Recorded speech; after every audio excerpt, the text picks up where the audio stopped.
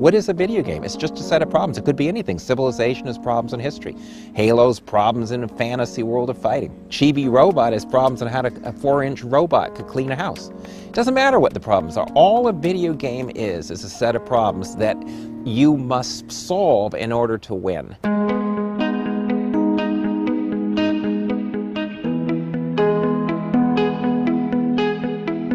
You want to know what I do? Well, oddly enough, I'm by training a linguist, and I still work in linguistics on a field called discourse analysis, which studies how people mean things and make meaning. And I only got into games and learning about 6 or 7 years ago when I was helping my 6-year-old play Pajama Sam. And then wondered what a more adult video game would be like, and went and got one, you know, arbitrarily because I didn't know what to get, and was really just blown away how hard it was.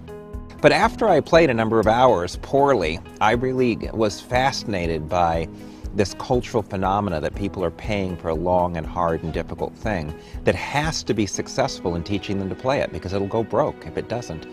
And when I finally caught on to, you know, the theory of learning behind video games, which I think is quite different than how we learned in school, it became, to me, a life-enhancing experience.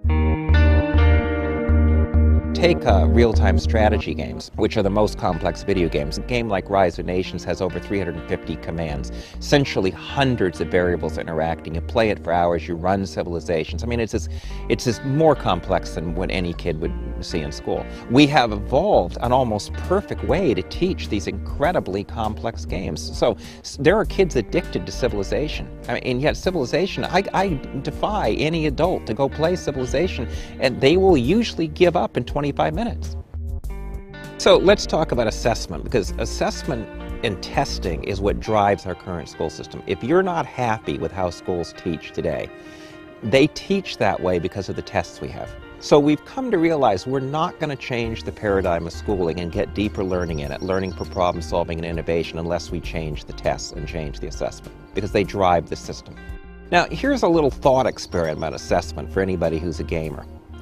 We take it as completely natural that you would be in an algebra class for 12 weeks, and then I would give you a test on algebra, maybe one designed in some other state, to see whether you learned any algebra. We take that as natural. We do it every day. So let's say a kid plays Halo on hard, and he plays 30, 40 hours, and he finishes Halo. Would you be tempted to give him a Halo test? No, not at all. You'd say the game already tested him.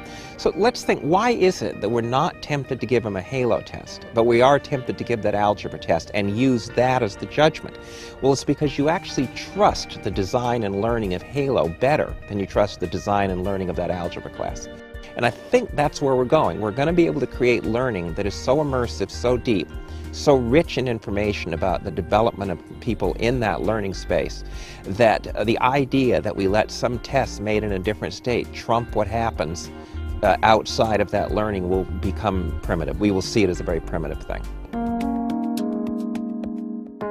What I'm pushing is really not digital media, first and foremost. It's what I call situated and embodied learning. And what I mean by that is being able to solve problems with what you know, not just know a bunch of inert facts, but be able to use facts and information as tools for problem solving in specific contexts, being able to do stuff.